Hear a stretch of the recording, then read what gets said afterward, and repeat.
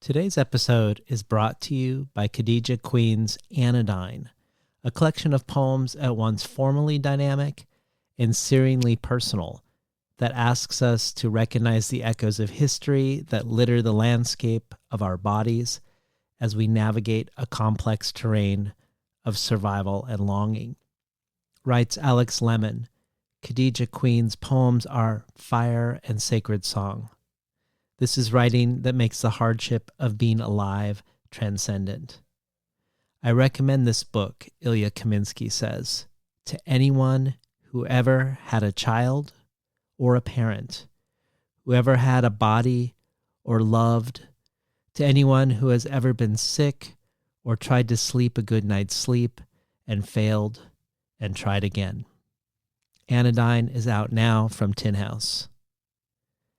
This year's Tin House Summer Writers Workshop, even with all of the challenges of moving the workshop to Zoom and tons of uncertainty leading up to it, was in the end an unbridled success, and moving to a remote format even had some unexpected side benefits. One of these was the moving to the foreground of a different type of event. During the normal in-person conferences, there are workshops in the morning, and in the afternoon there are panels and craft talks and then readings at night, all of which have been reflected in various Tin House Live episodes that we've aired over the year. But a rarer event became much more common with everything moving remote and the ability to more easily invite people to participate when they weren't otherwise part of the faculty during the morning workshops. And that is an unmoderated conversation between two writers at the top of their craft, talking about a theme or a question that animates both of their writing lives. This year, there were many of these conversations, and we're excited to bring you the first one today. The one Lance, the director of the workshop, came to me with immediately after the workshop ended, saying, "We should definitely start here." The conversation today is with the amazing Melissa Febos, who has been a past guest on Between the Covers, where she talked about her essay collection, Abandon Me, and who has another essay collection, Girlhood, coming out next year. Febos teaches in the Nonfiction Writing Program at Iowa and was on faculty at Tin House this summer. Febos was in conversation with the incredible Bassey Ikpi, the author of the New York Times bestselling I'm Telling the Truth, But I'm Lying, and founder of the Siwe Project, a nonprofit dedicated to promoting mental health awareness throughout the global Black community to widen the public dialogue regarding the lived experiences of people of African descent with mental illness. Together, their conversation is called The Anatomy of Melancholy, where they explore how to make narrative and aesthetic sense of the most difficult parts of one's past. At one point, Melissa says in this conversation that in a way, form is content. And this conversation about finding the right form when one's own story doesn't fit within received forms of culture or the literary world resonates with so many other conversations on Between the Covers. For sure with other nonfiction writers from Carmen Maria Machado to Brian Blanchfield, but also with some of the writers of fiction, with John Keane, with Richard Powers, and poets from Tyehimba Jess to Lele Long Soldier to Jen Bervin. But before we give it over to Melissa and Bassey, I wanted to give you an update on my Between the Covers campaign. The quick recap, if you haven't listened to the last episode, is that I'm experiencing a big life change, with my job of 22 years ending, thanks to the pandemic, and me prematurely doing what I've been aiming for a while, making hosting the podcast my main occupation, not just in terms of hours, but also, hopefully, financially. Last week, I talked about how somewhere between 1% and 2% of listeners are also supporters, and that I hope by the end of the year to increase that to between 2% and 3% or about a 50% growth so that I can continue to dedicate my time to the show. I imagined then that I would report back in a month or maybe 6 weeks on how things are going. But I'm reporting back just a week later because so much has happened since then. If you listened to the Nikki Finney episode several months ago, really one of the all-time most remarkable episodes of the last 10 years, so please do if you haven't yet. But if you have listened, you probably remember the excerpts I read of a speech that Ross Gay gave about Nikki Finney, a speech so full of love for her and for her work, and one that he delivered with Nikki in the audience. I only had this speech to use as part of this conversation because a supporter of the show is good friends with Ross, and with Ross's permission passed it along.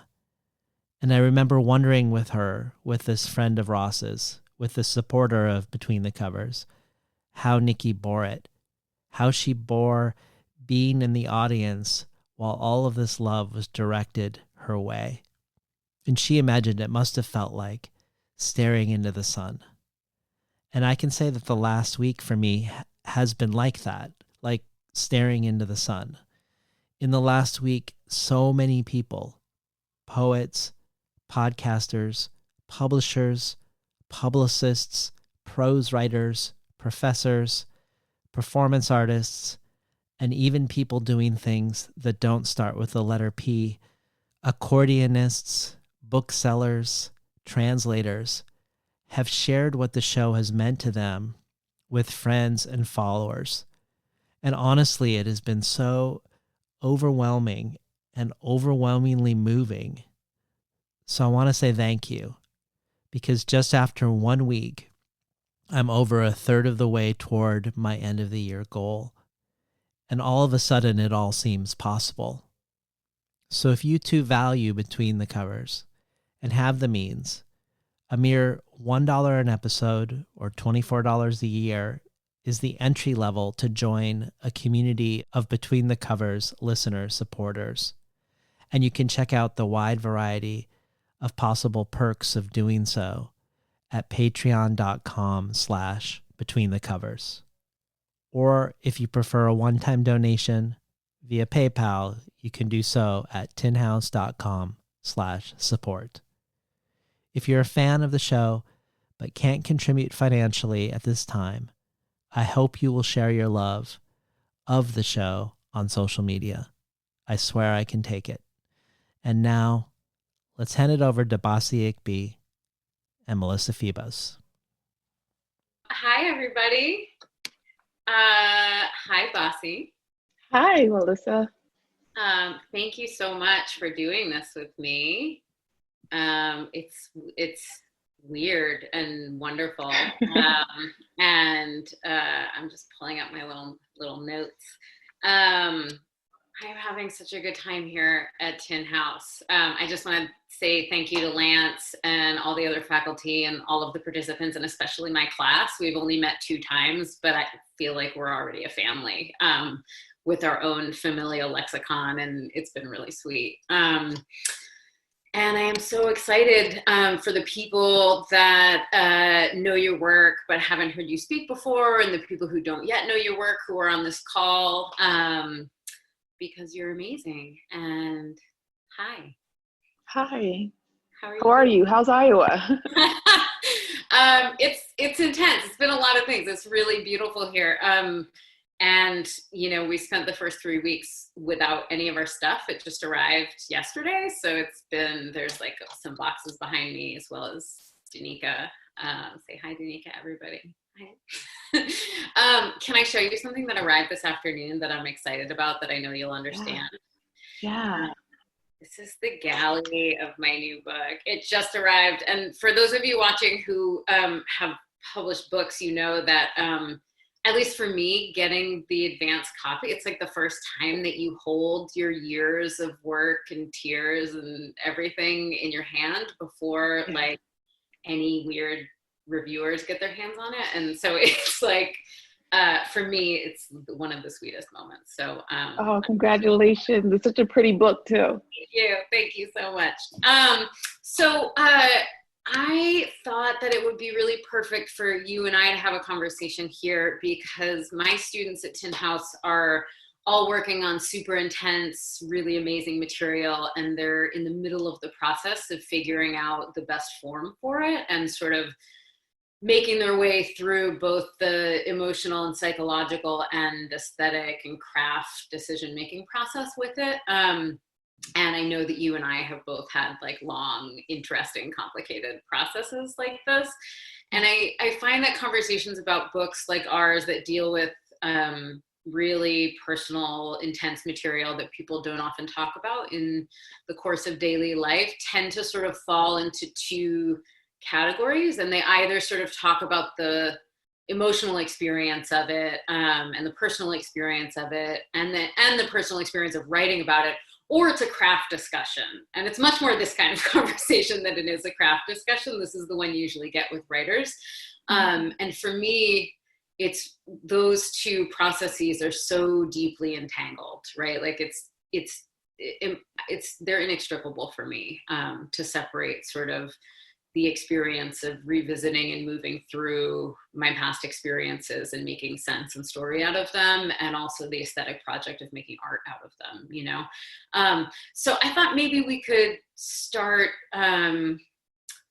by could you describe your book for the viewers tonight a little bit? And maybe talk a little bit about about your process of arriving at the form that those essays ended up taking. I knew this question was coming, and I still am trying to figure out how to answer it. For category purposes, it's a collection of essays. But what I was writing and what I feel is that I was writing a collection of nonfiction short stories. It's very important for me to have that distinction because I wanted to be able to write this truth as though it was fiction, because that was the best way for me to tell the story as accurately as I could.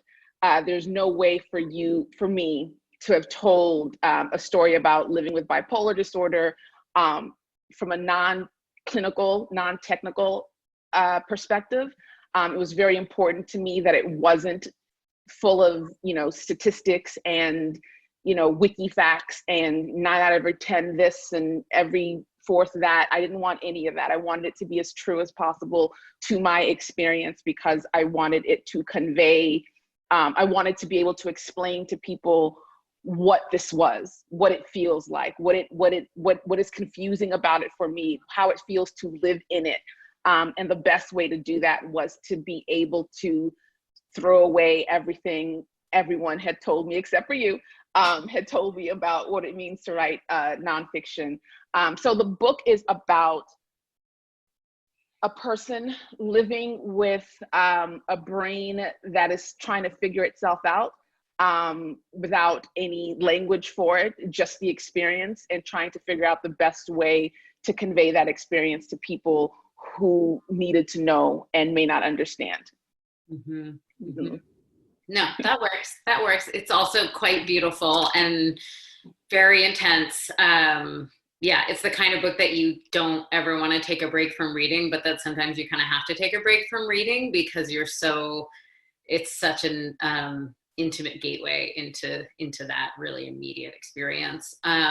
Would you talk a little bit, because I know that the book sort of started off as one concept, and then when you were actually like on the page working it out, it completely sort of transformed a little bit. And something we've been talking about in my class is like having a plan at the beginning and how important it is to have a map that you feel comfortable with, and also how important it is to be willing to like crumple it up and throw it away when the work starts talking to you about what form it actually needs to be in. So I feel like your story about that would be really helpful. Yeah, so the book that the book that we sold was not the book that I ended up writing. And I struggled with that initial book because I was trying to fit, I was trying to fit what people told me a nonfiction or memoir or whatever was supposed to be. It wasn't supposed to be in these, these stories. It's supposed to be a standard, she was born this day, and then some stuff happened when she was 4, and then when she was 7. Like it was supposed to fit that. But then I also had this added pressure that I gave myself of making it inspirational. For some reason, I wanted people to feel inspired by me and feel like, oh, she's doing so well, and she won bipolar disorder. I don't know. But the irony, I guess, is that I was struggling.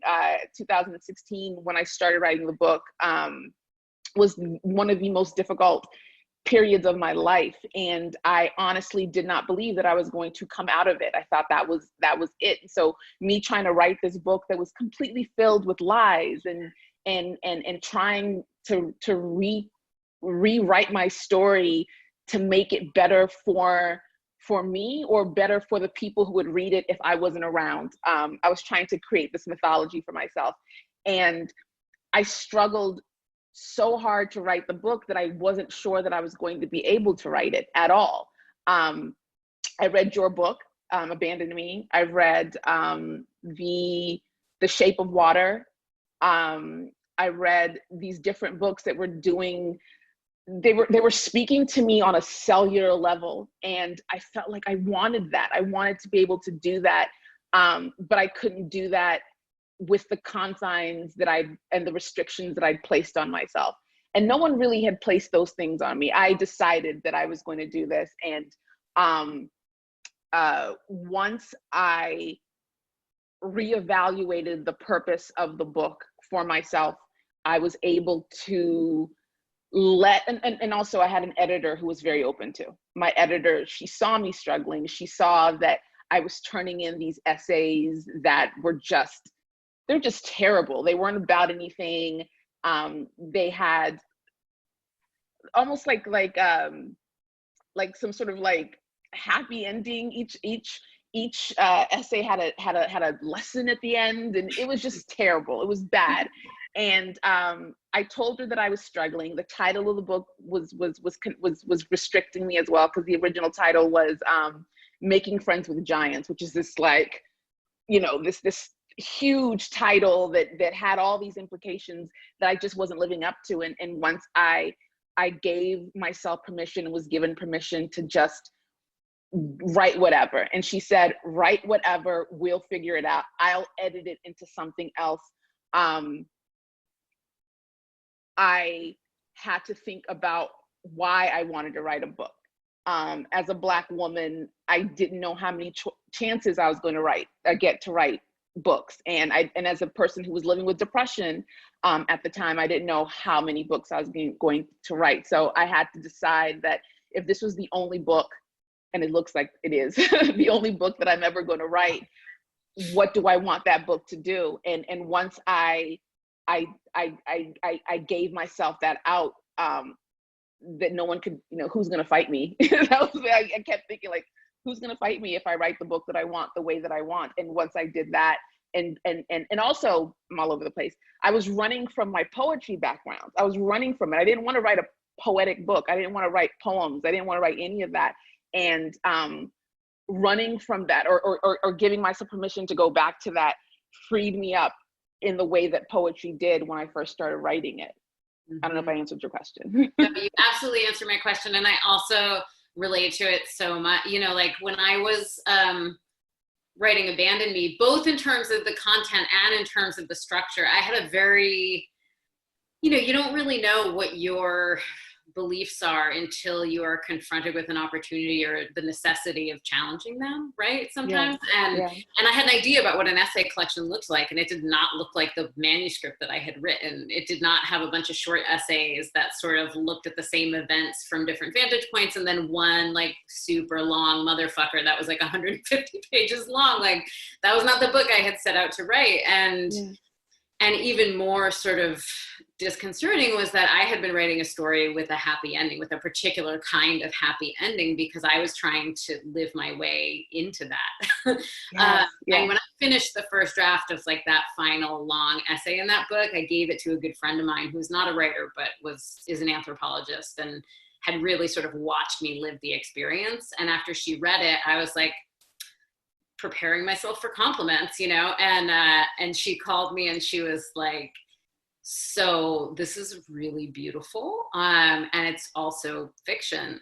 So she was like, I think you basically wrote the story that you wished was true, and also the version of this story that everyone who read it might be happy with and would not make anyone mad at you. And it's not true. So you need to decide if you want to talk about what really happened. And if you was it the same person? Because I feel like conversation with somebody. Yeah.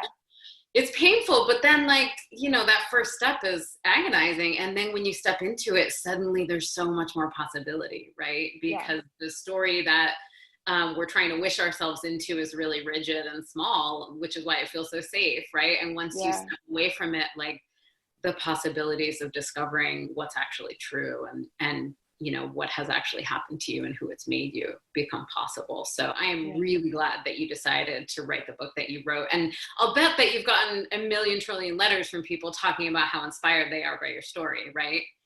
Yeah, I mean, I even to this day, especially with what's going on with Kanye and just the experiences that we're having now with COVID, everything that's happening in the world. I've gotten feedback from people. I received feedback from people who have said that, and this is like the biggest compliment for me, I didn't know how to say that. I didn't know how to explain this to my partner or to my parents or, you know, my sibling, or even I have a sibling that I didn't understand, or I have a parent that I didn't understand. And reading your book, you know, put me in their mind. One of the best emails I got was from this woman whose son had been recently diagnosed with bipolar disorder. And she said that she read the book, and so many times she's been like, just go to bed, just lay down, just, you know, and she said, I didn't know what was going on in his head or what was possibly happening in his head. And reading your book and reading, you know, what it is, and you explaining, this is why I can't go to sleep. This is why it's difficult to eat. This is why it's difficult to just go outside or just do all these things that well-meaning people suggest you do when they're trying to be helpful. Stuff like that, it really makes me feel like, if nothing else does, it makes me feel like I did something, and it makes me feel like it was worth it. And I'll be honest, like, a lot about the book has not felt worth it, but stuff like that definitely feels worth it. Mm-hmm. Mm-hmm. I was wondering, I'm wondering a lot of things. We're not going to get to them all, but because you're not working at this conference, and so you won't be giving a reading, I was hoping that maybe you would read a little bit for us from your book, and maybe particularly, so we can talk about it afterwards, if there's a passage that was particularly sort of challenging to find the form for, or to revisit the experience of. I mean, you know, whatever you're comfortable with. But yeah.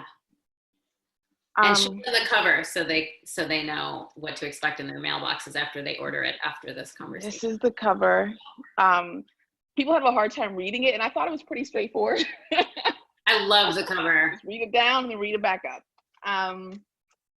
There's an interesting story about the cover too.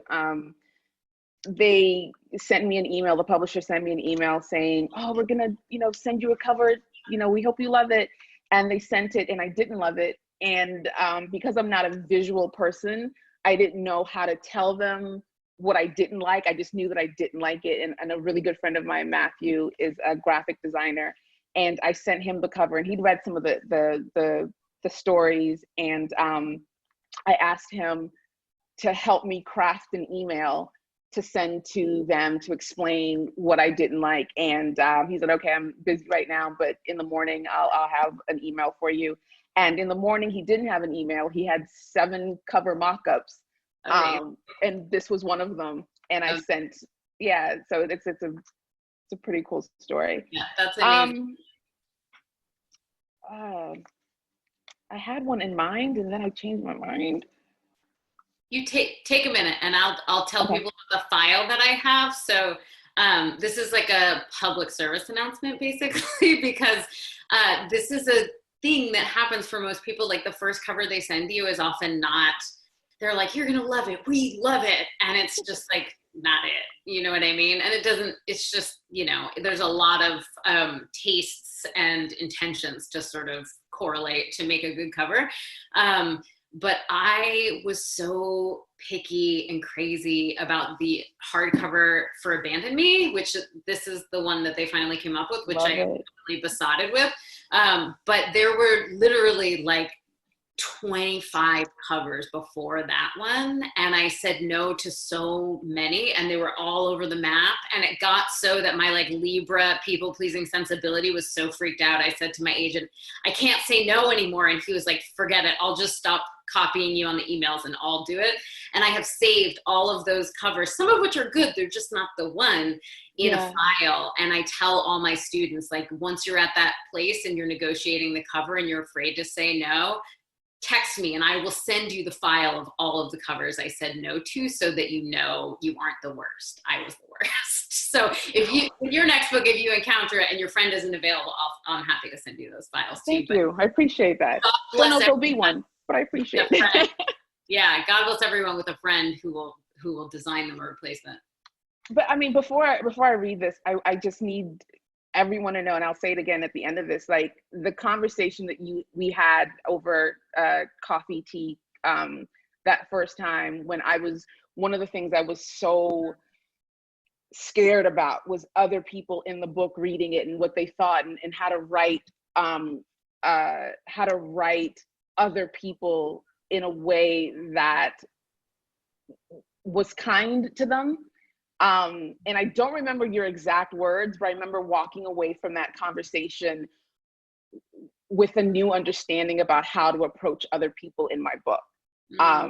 Because you wrote so kindly, but truthfully and honestly about the people in your life, and so beautifully that it gave me permission to tell the truth, but tell it in a way that showed and covered everyone in it with love or respect or something.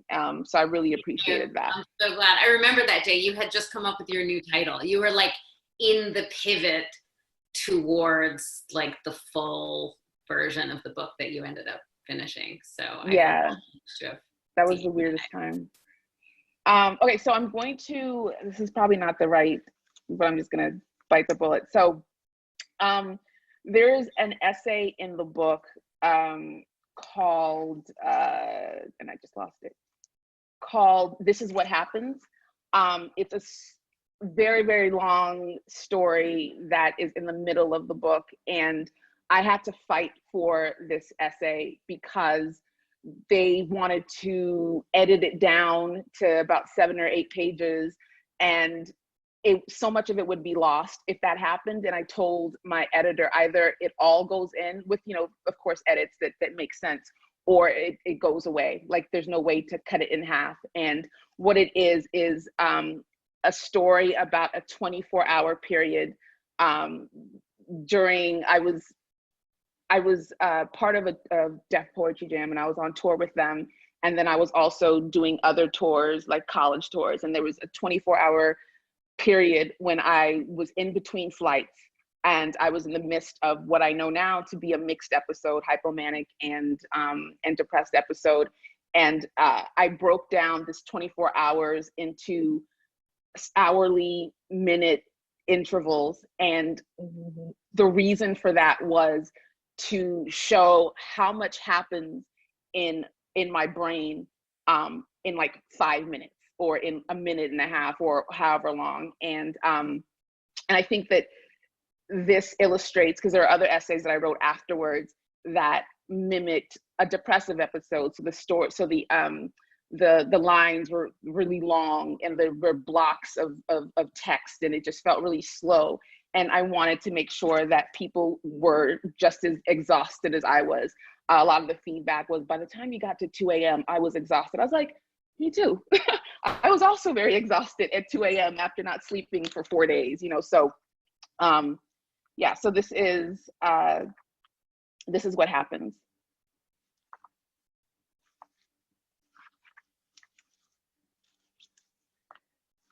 1:05 a.m. I'm so tired that I can't sit still. I don't understand this. If I sit, I shake so much that I need to stand. And when I stand, I need to move until I'm tired. But no matter how tired I get, I still can't sleep. I'm walking quickly from one side of the apartment to the other. I have to keep moving, and my hands, I can only shake them, can only wring them, but never fast enough. Nothing is fast enough, not the pacing, nothing, only the words dancing circles inside my head, the thoughts running and racing faster and faster until I'm begging for my skin to slide quickly off my bones. I spin around a few times, searching for something that will make this stop. Maybe I'll tire myself out. I'll have no choice but to collapse from exhaustion. Maybe my heart will explode from beating too fast. Maybe this time I won't wake up. 1:30 a.m. Faith is a matter of interpretation. My belief in God has always been circumstantial. Disbelief requires too much proof. I don't have the time. 1:35 a.m. So for the next few minutes, I'll put everything I know into believing. 2 a.m. and God accepts no bargains. 2:01 a.m. I am on the floor again, this time holding my head and rocking back and forth and back and forth and back and forth. This is not helping. 2:09 a.m. I'm waiting for this to kill me. 2:10 a.m. I have to stand up, move, more pacing, more wringing of hands, more holding. This trembling will not stop. 2:15 a.m. and God accept no bargains. 2:30 a.m. bedroom, living room, kitchen, living room, bathroom, bedroom, living room, kitchen, living room, bathroom, kitchen, bedroom, kitchen, bathroom, living room, bathroom, kitchen, bedroom, kitchen, bedroom, living room, living room, living room. 2:50 a.m. I stand still and close my eyes. I start counting backwards from 2000, 953, 952, 951. It's working. Keep pacing, keep counting. 493, 492, 491, 490, 489. Keep counting. It's working. 3 a.m. The shaking has lessened. 3:20 a.m. I get to 1, but keep my eyes tightly shut. I'm afraid if I open them, it will all return. 3:31 a.m. I wish I could sleep like this. 3:40 a.m. You can't sleep now. You have a plane to catch in a few hours. 4:05 a.m. I need water. Water always stays down. My body is both heavy and empty, but at least everything is quiet. Woo! They're all doing this at home, just so you know. It's like my heart rate is up. And I mean, you can see in the comments, people are going nuts, but it's, I mean, obviously she wasn't on Deaf Poetry Jam for nothing. The professional reader. It's crazy. It was like it made me sweaty with anxiety. And also I felt like I could dance to it while you were reading. That's new. You know,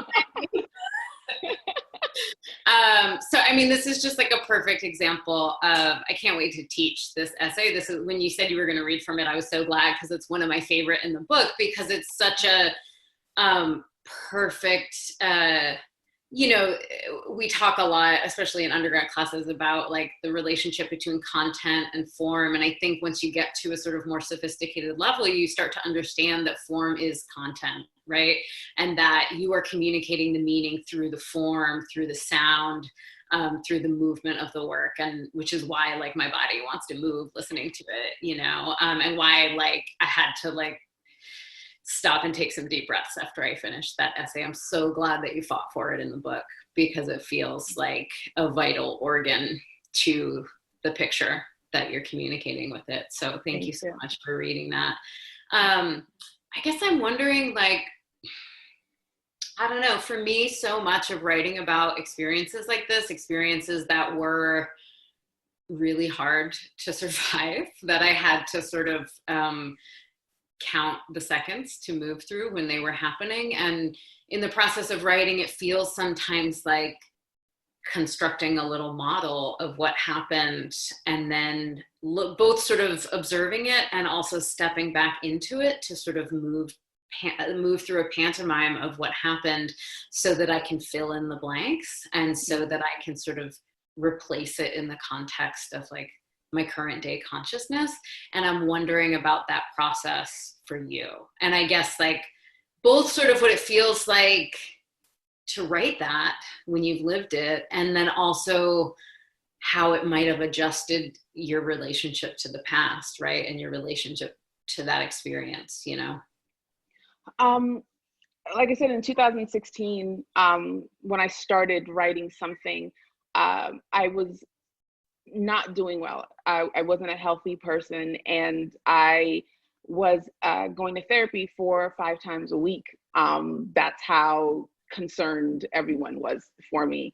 And by the time you and I met, we had gone down to 2 or 3 times a week, but it was still more than the once a week. And now I'm like once a month. But had I not been in a space where I could discuss the things that I was writing, and remind myself, let me back up a little bit.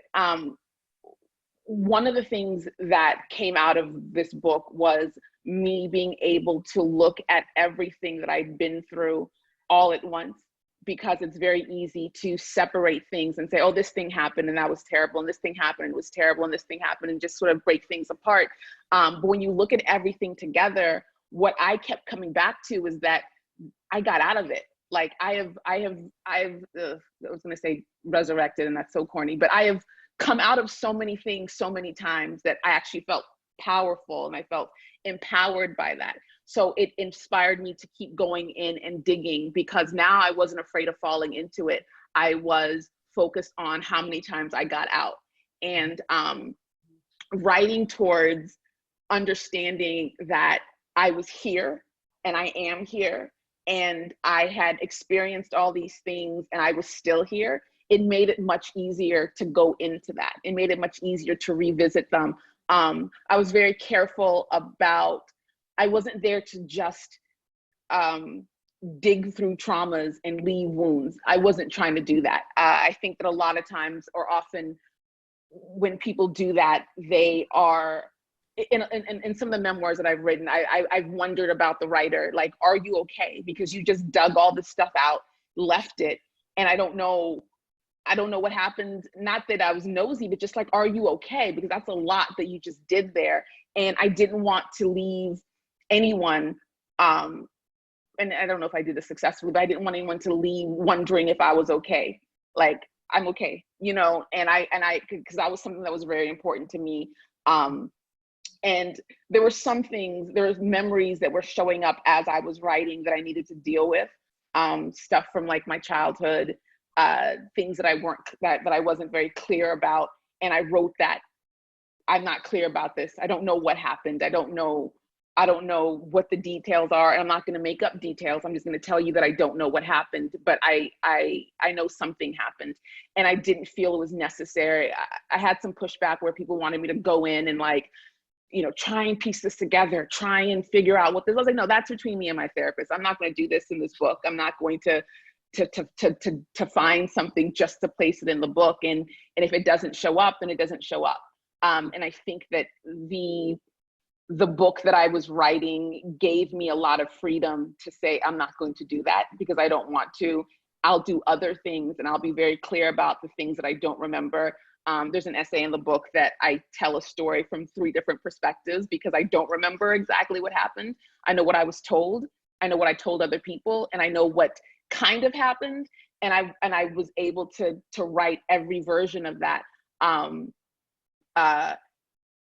that was helpful to me because it gave me a space to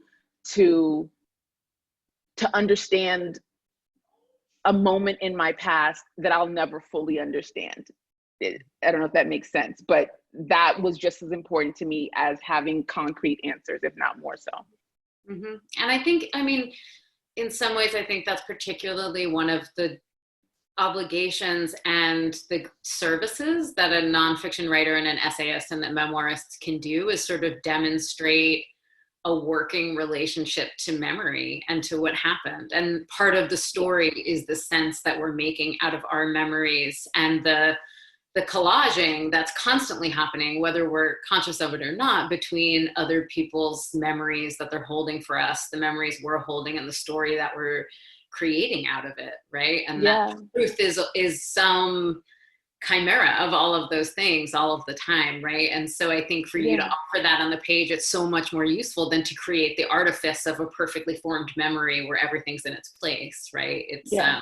it's a really sort of permission giving thing, especially for other writers to read, but really for everyone, I think. And I love what you said about just about the experience of sort of looking at the past and at those darkest moments, and that being a way of understanding the vantage point that you're looking at it from, and that you're okay. Like, I felt myself getting choked up because in some ways, like, that's the exercise, right? Like, I don't know, I'm sitting here in the chair and that I've survived it fully until I look back and I see that it's over there now, what happened. Yeah. You know? And so like that distance is in some ways for me like the most precious part of reading people's stories like this and of writing it myself.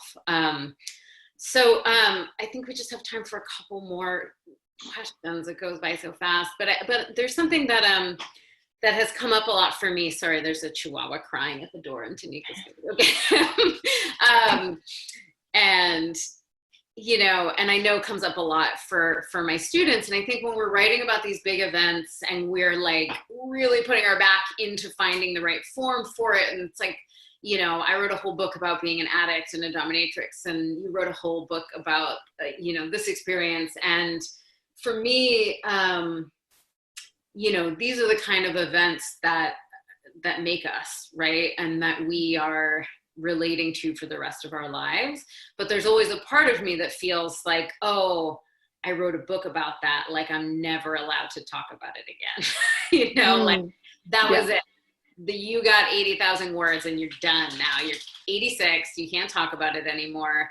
But actually, my relationship to those things that made me and are making me is constantly growing and changing. So I guess I'm curious about your relationship to that, and sort of if you have that fear and if you've walked through it, and I don't know, I guess this is also kind of like a backdoor way of asking you what you're working on now. It's interesting because I jokingly told people that I wrote this book like a white woman, in that you're just gonna care about this. You're just gonna care about this person and the stuff that she's gone through, because there was a lot of pressure also as a Black woman and I had this moment too, where should I write about the Black experience in a way that explains myself to white people? Should I tie in Sandra Bland? Should I bring Trayvon into this? Should I do all these things that would make my book more interesting to people who don't know or care about me, right? But I had to decide that my story was enough, and my story is enough. And I did go in saying, anything that I say about myself, you're gonna care about because you care about what's happening in here, and not because you already care about something that looks like me or something that feels familiar, that your empathy has to come from something tangential. I was very clear that I didn't want that. There's a writer, and I always forget her name, and it always sounds like I'm being shady, and I'm not, a white woman who wrote, before the age of 30, I think she wrote like 4 different memoirs from different perspectives of an eating disorder, of alcoholism. Then she discovered that she had a bipolar disorder, so she wrote her same story from that. So she just kept doing that, and I was like, bet, you know, like, absolutely, let's do this some more, you know, because I think that as you grow and as you gain perspective, the same story you've told over and over, stories that I've told about the book, things that I've, different perspectives that I've gained, even just from talking to people who were around at that time, I have a different understanding of what was going on, especially knowing that, that what I was experiencing, because of the nature of it, is very much in a bubble, and I don't know how I'm affecting other people. And it's very important to me that I do know, because I'm not someone who thinks that everything I feel is just mine, and it doesn't matter what anyone else feels. And because I don't live in a world by myself, and I care very much about the people in my life. So I'm very cognizant of the fact that my truth and my story is different than somebody else's truth and story, right? Who has shared the same experience with me. So I want to go back now, especially now, as and every day I'm like the healthiest I've ever been in my life. And I say that every single day. But as this healthy person, going back and looking at the stories from a healthier perspective, as opposed to, and not only that, like one of the things that if I were to write a second book, which again, I don't know, I want to go back and go deeper into relationships, because I think that another thing that I discovered after I wrote the book was that I've never had a healthy relationship. I've always entered either depressed or entered manic, and I've never entered as a healthy person. And I wanted to go in deeper about my relationship, familial, platonic, romantic, everything in between, and how I exist and how I presented myself, because I haven't been the best person, you know, and I wanted to write about what a manic relationship, hypomanic, what it means to put myself in situations that I have, you know, been dishonest about my feelings to people who have been very honest about them to me, and just do that. But I don't want to. But Well, if I were to, if you do, I will read it, and I'm sure everybody on this webinar will also read it. And I will say that, like, I've encountered that over and over again, and I've had that resistance where it's like, oh no, I already took up too much space with this. Like, I can't talk about it again from a different perspective. And I've never regretted yielding to it. And actually, when I see other writers doing that, I find it fascinating, right? Because it is disrupting this story that we're not allowed to change our minds, right? Which is actually an equivalent to no longer growing, right? And when my story about myself and about the past stops changing, I'll know that something is profoundly wrong. Absolutely. You know? And I, like, you know, even after, like, I revisited even specific scenes that I had written about in my first book, in my second book, in my third book, I was like, all right, no more BDSM shit. You're done. You're cut off. And, like, what do you think happened? Like, I won't spoil it for you because it's unspoilable, but because I've already written about it a million times. But there is, like, the depth of understanding doesn't get shallower; it gets deeper. You know, Absolutely, the more that you into it, like, just like you're saying, it's the pacing back and forth across the room and around the apartment, and then it gets into the intricacies of how it affects other people, and then it gets into, like, our spiritual life, and then it gets into our relationship to the environment, you know, and it really just radiates outward. And for me, like, the older I get and the softer I get and the more curious I get, the more I want to see that. So I can't wait. Thank you. So I think it's definitely time for a little Q&A. If people have questions, it looks like they do. I'm going to pull up the little window. And let's see. So this is Mathu, who's one of my wonderful students. And she said she has a question about editing.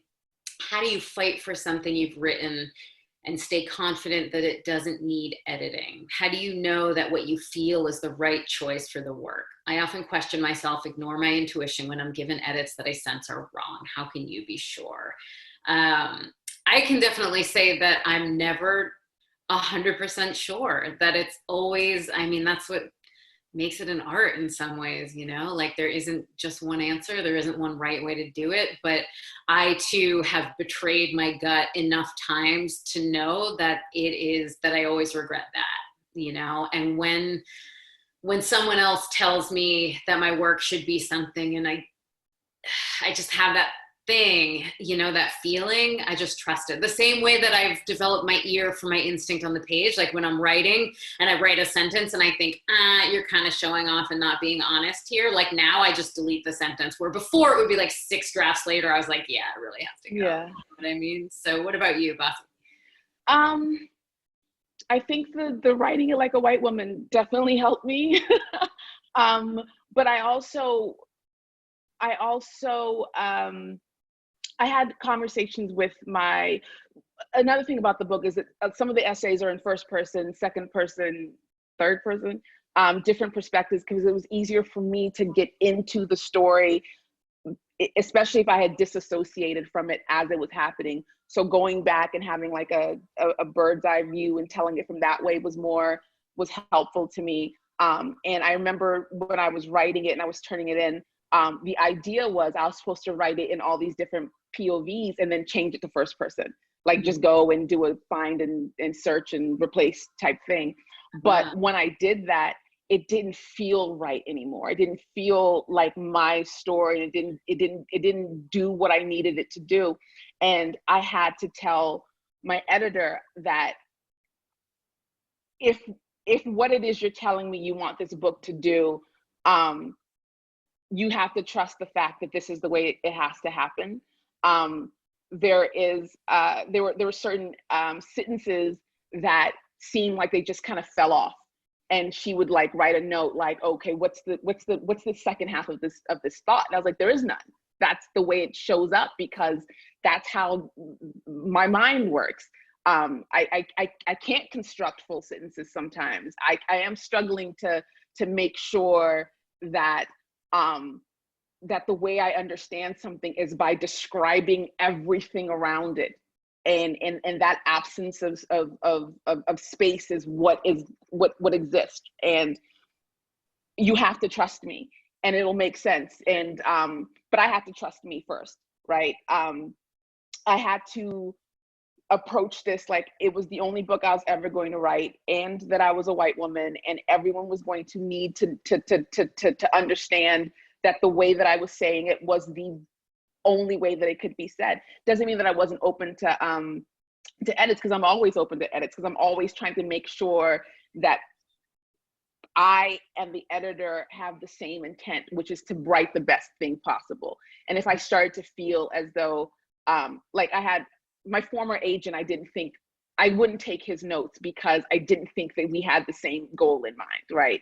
But once I've established that we're doing this together, I trust you more, but you also have to trust me and trust that what I'm doing is making sense. There is a line that I remember too that I fought for, where I wrote something like, he thought you was magic. And that kept getting flagged, like, you mean were or is or whatever. And I was like, no, I mean was. And I kept stat, because I was like, the person who is saying it, the familiarity that we had with each other, the grammatically incorrect relationship that we had, that has to stay there. And it means so much to me that she trusted that. I mean, that was one of those things that I would have kept studying anyway. I was like, we're gonna have to fight for this forever, because it's so important that language, especially as a Black person, especially as someone who lives a specific kind of experience, that AAVE, that is just as important as any other punctuation that you need to put in there. So I fought for things like that, but I also conceded when something was too flowery and too purple and too, really just going off the deep end to avoid saying the one thing. I have a hard time writing about sex, and so I get really like, and so stuff like that, she's like, either say it or don't say it. And I had to trust that, because I know that I suck at writing those kinds of things. I'm not comfortable with it. So it's just about trusting yourself and trusting your intent and what it is that you're doing and why. I think that's so wise. And I would love sometimes to just like have a round table where writers all get together and bring our copy edits to talk about the things that copy editors have tried. And I say this, like, I have more respect for copy editors than almost any other kind of person. Yeah. It's amazing the things that they have tried to correct in my work, where it's like, no, that needs to be that way. It's like, you need to write like a white woman, but don't let the copy editor correct your prose so that it reads like a white woman. Yeah. It was very much, one of the things, I'm terrible at grammar and I'm terrible at punctuation. So if you need to put a comma there, you can have all the commas you want, all the periods. Like I will give all that to you, but I'll fight for the words and the way that they show up on the page. I'll fight you for that. I love it. Okay, so Katie, and this is probably our last question, sadly, is can you talk about how you both navigated finding kindness in writing about other people? Yeah, and I can definitely say that if I haven't gotten to a point where I can write with love, with love in my heart, like really feeling it for everyone that I'm writing about. Like they don't belong in my book. And that doesn't mean that they're going to like what I wrote. That's like, it rarely means that. But it means that like, it's not fully cooked. You know what I mean? Because for me, like the process of writing means that I am taking the mess in here and I am making sense of it. And I am, I am introducing it to the air out here, and it needs to be, be exposed to like the full breadth of my heart and my intellect and what I'm capable of. And there just isn't room for bitterness, even if it's coming from a wounded place. It's not ready for other people to see it if I haven't gotten to that place, And I think for me, the route to that is almost always looking at my own culpability, right? And looking at the ways that I have collaborated with the people in my life that in the ways that have caused harm and that have hurt me, and also just looking at placing people into the greater context, right? And that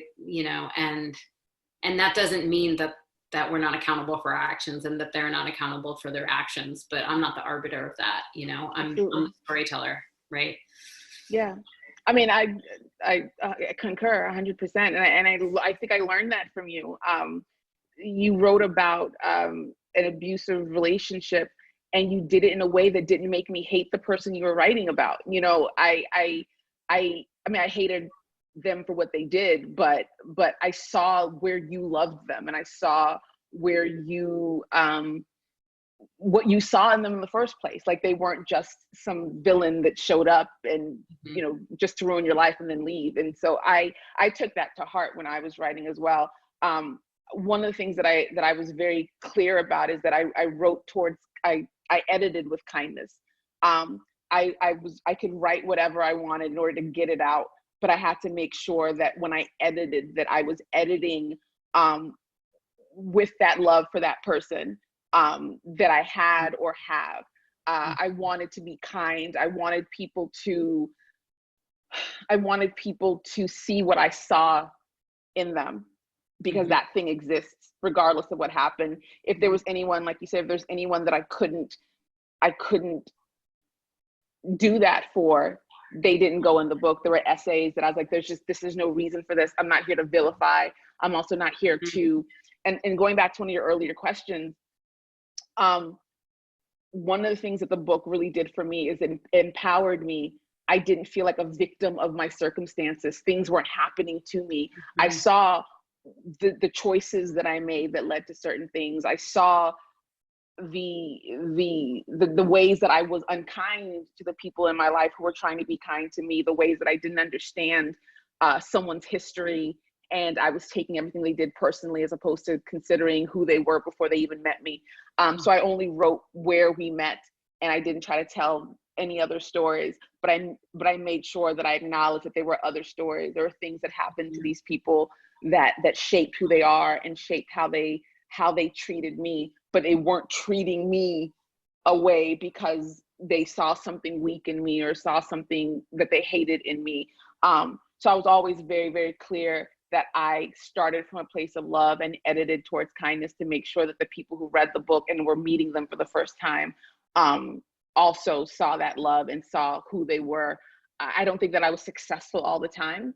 I've read some reviews that I was like, oh my God, that is not what I intended at all. And I wish I would have taken a little bit more care in some instances, but it was always, I'm not ashamed or afraid of the way that I wrote about anyone, because I know that outside of whatever feeling, immediate knee-jerk reactions they had, they know that there was love there and there was a bent towards kindness as much as possible.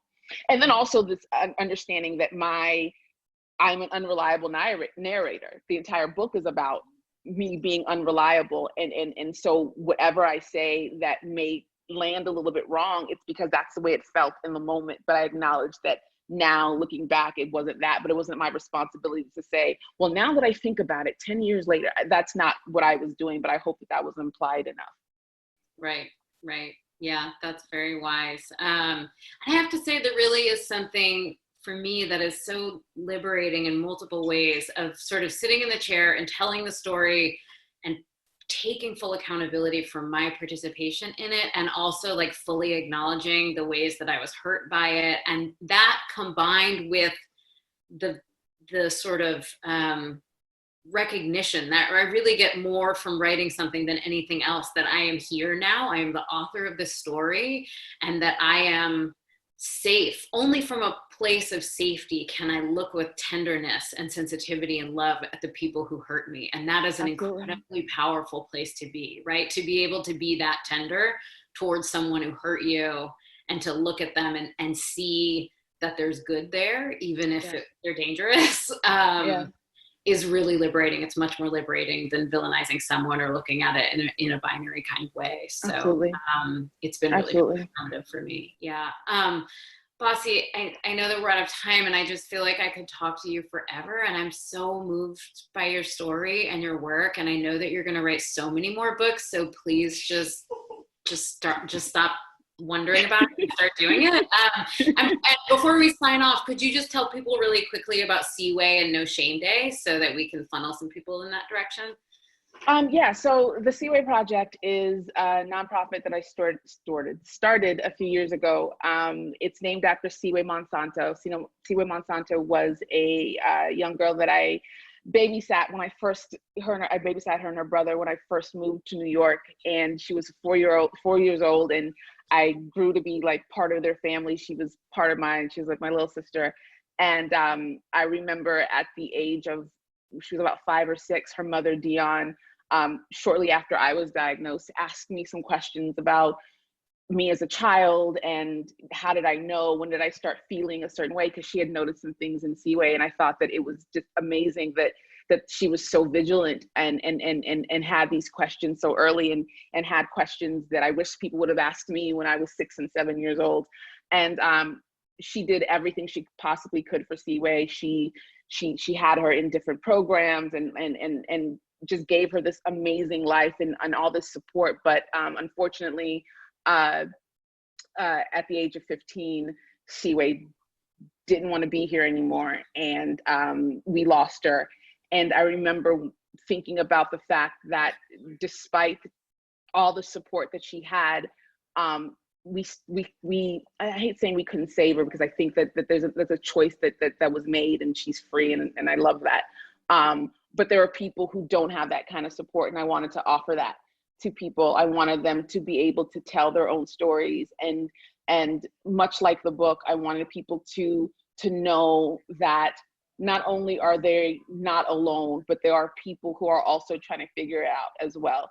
And so the Siwe Project is about people telling their own stories. No Shame Day is a day that people have to, again, tell those stories and get support from thousands of people around the world. And one of the most satisfying things has been to see over the last 9 years, people who tentatively started sharing their stories that first year, and then now 8-9 years later, they're going back and saying, the second year I went to see a therapist, and the third I started medication, and just seeing how far people have come. And it's just, so many people hold in these stories because they don't feel like they'll be loved or liked or just don't feel like they'd be loved if they told them. And No Shame Day and the Siwe Project is a space that people have to say, this is who I am.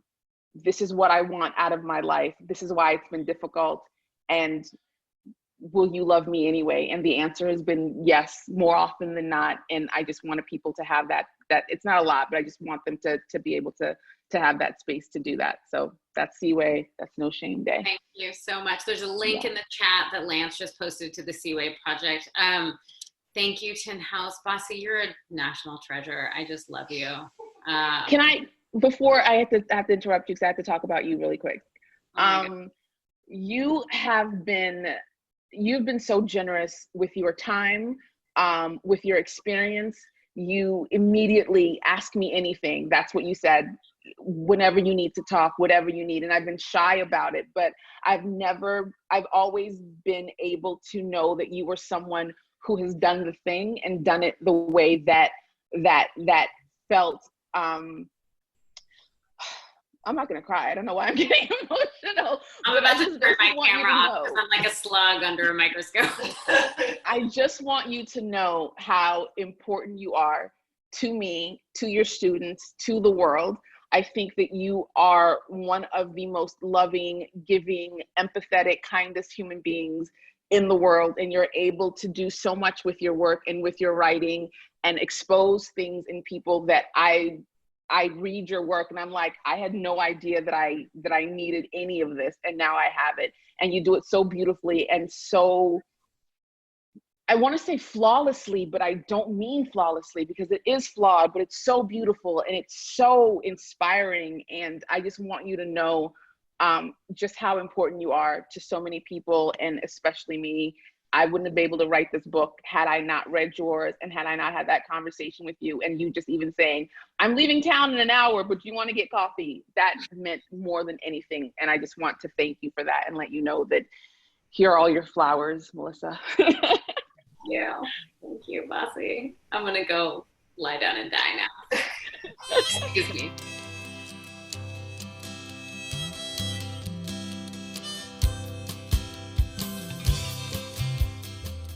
Today's program was not recorded at the studios of KBOO, but at the volunteer-powered, non-commercial, listener-sponsored, full-strength, makeshift home office of me, David Naiman. You can find more of Bassey Ikpi and Melissa Febos' work at basseyikpi.com and melissafebos.com, respectively. If you enjoyed today's conversation, head over to patreon.com/betweenthecovers to learn about the various benefits of becoming a listener supporter, from joining conversations that shape the future of the show, to bonus audio from past guests, including Hanif Abdurraqib, Marlon James, Jenny Awful, Garth Greenwell, and Lydia Yuknovich, to becoming a Tin House early reader, receiving books months before the general public. All of this and much more can be found at patreon.com/betweenthecovers. I'd like to thank the Tin House team who helped make this show run as smoothly as it does. Elizabeth DeMeo and Elisa Ogie in the book division, Jacob Valla and Jeremy Cruz in the art department, Ishwina Cantor in publicity, and Lance Cleland, the director of the Summer and Winter Tin House Writers Workshops. And finally, I'd like to thank Imre Lodbrog and Barbara Browning for creating this outro. Their album, Imre Lodbrog e Sapatita Mi, can be found on iTunes. And Barbara Browning's trove of ukulele covers can be found at soundcloud.com/Barbara Browning.